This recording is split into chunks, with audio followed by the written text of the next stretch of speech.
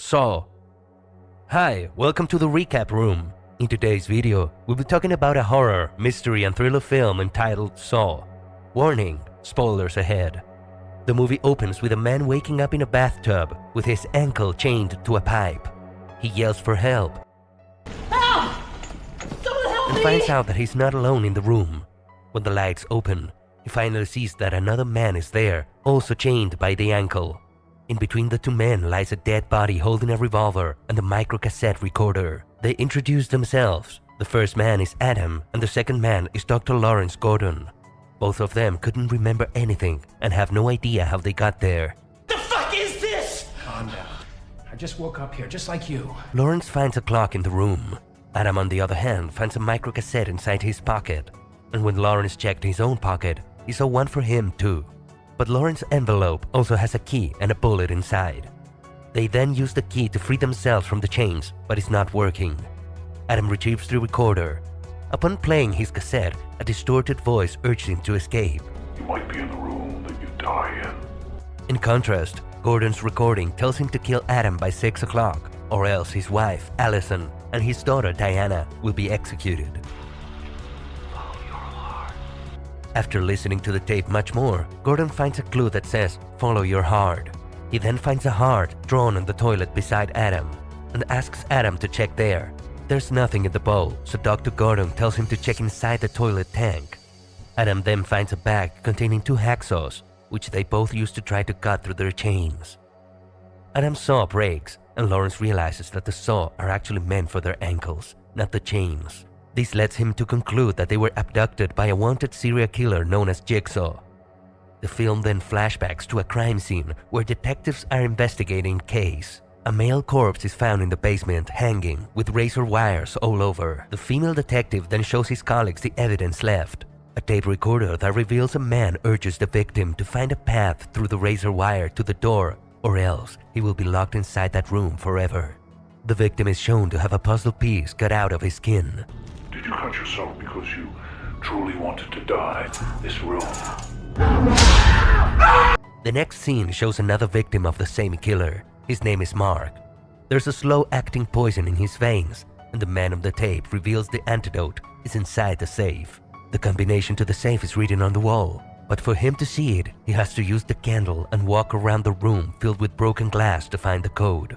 But the catch is, he must be careful with the candle, because there's a flammable substance smeared on his body. Unfortunately, he ended up burning himself to death. Aside from the tape, the female detective shows other things found in the crime scene. A hole in the wall for the Jigsaw killer to watch his victims die, and a pen light. After that, we see Dr. Lawrence had introduced his medical students to John Kramer, a terminal cancer patient. Then the two detectives, Detective Tapp and Detective Singh, visit Dr. Lawrence in his office. The detectives explain that Lawrence's penlight was found at one of Jigsaw's crime scenes. This is yours, Doctor. They brought him to the station, but he was soon cleared after he gave them his alibi. But Tapp made Gordon stay to listen to the testimony of Amanda, the only known survivor of Jigsaw traps. She recalls finding herself chained in a chair, tasting blood and metal. There was a TV showing the suspect inviting her to play the game. The man says that the device she's wearing is hooked into her jaws. When the timer goes off, her mouth will be permanently ripped open. The key to the device is inside the stomach of her dead cellmate. So Amanda immediately starts to free herself. She got out of the chair and made her way to the dead person in the room. Using the knife in the room, she rips open his body to get the key, then uses it to remove the device from her head.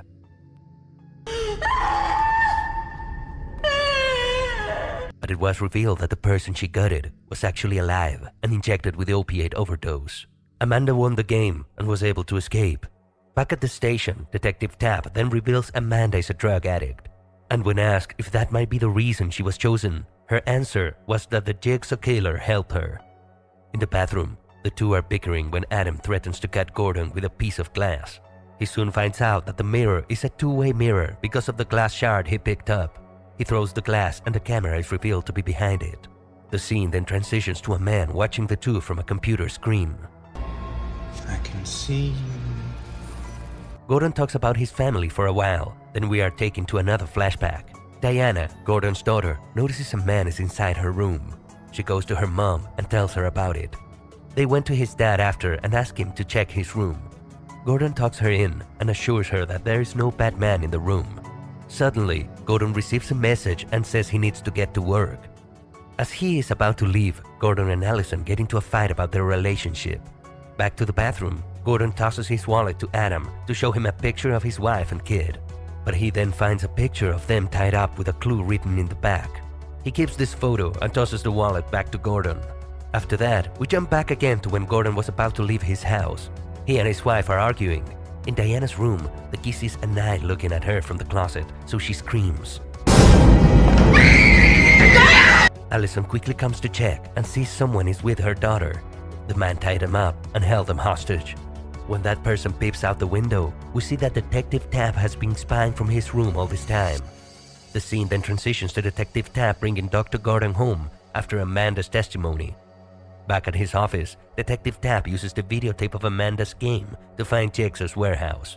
After watching it several times, he then finds a clue to where it happened. He notices a fire alarm goes off and he sees a symbol of a local gang. Together with Singh, they check the records of all the fire alarms that went off the past couple of weeks.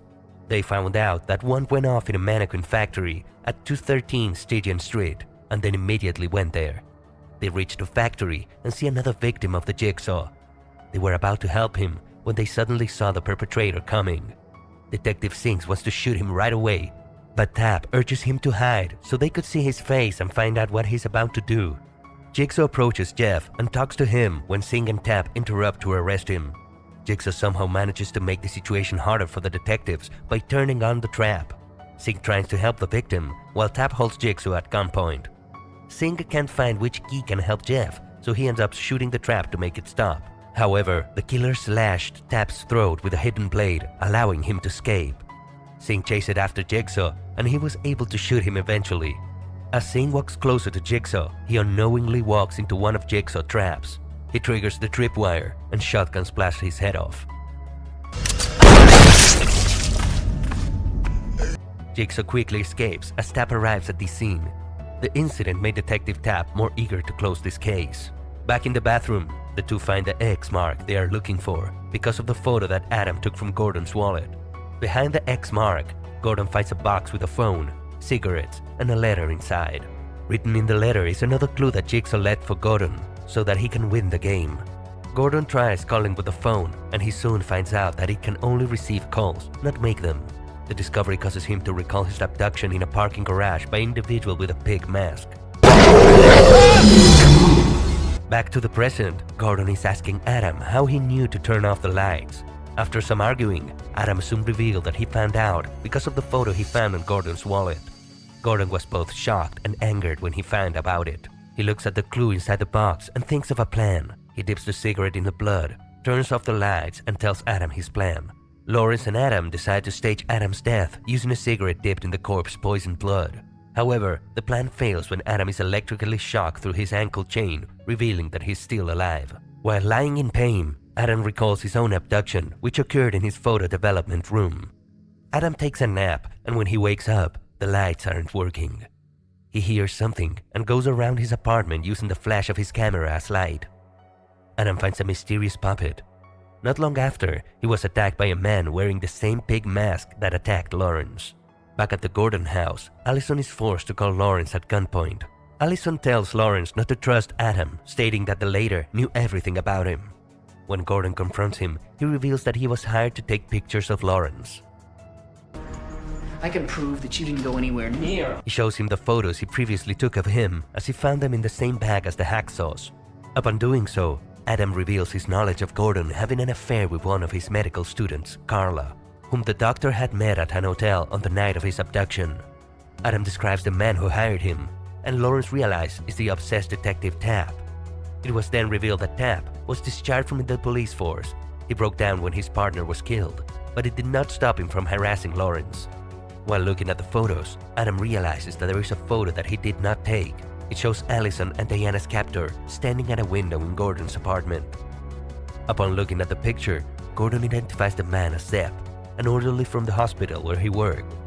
Gordon realized that Sepp is behind all of this. Seconds later, the clock strikes 6, marking the end of their game. As Gordon had not managed to kill Adam in time, Sepp prepares himself to execute Gordon's family and calls the doctor so Allison can inform him about his failure. However, Allison frees herself from her restraints and desperately fights with Sepp. Allison manages to get the gun from Sepp and points it at him while she talks to Adam. When Diana makes a sound, Ali is distracted, so Sepp tries to get the gun from her. When gunshots were fired, Tapp heard it from across the building. The former detective enters the Gordon house and fires at the perpetrator. He gets into a shootout with Sepp, while Ali and Diana escape. Sepp smashes a vase on Tapp's head and flees the scene. Tapp pursues his opponent to an underground tunnel network where the bathroom is located. Meanwhile, Gordon suffers a mental breakdown as he is unaware of his family's survival. I need you! In a last desperate attempt to save them, he uses his hacksaw to cut off his foot. Tapp and Sepp get into a struggle which results in Tapp being shot in the chest. Gordon takes the gun from the lifeless body in the middle of the room and the bullet from his envelope and shoots Adam, who collapses immediately. Moments later, Sepp enters the bathroom and prepares himself to shoot Gordon, but is attacked by Adam, who survived the gunshot. After a brief fight, Adam gains the upper hand and bludgeons Sepp to death with a toilet tank lid. After that, Gordon, obviously in pain, promises to get help and crawls out of the room and leaves Adam. Adam searches Sepp's body for a key to his shackle, but finds another audio tape instead. Upon playing the recording, he finds out that Sepp himself was just another victim of Jigsaw. The latter had injected him with a slow-acting poison and ordered him to capture and kill Gordon's family if the doctor failed his test. In return for that, Sepp would have been given the antidote.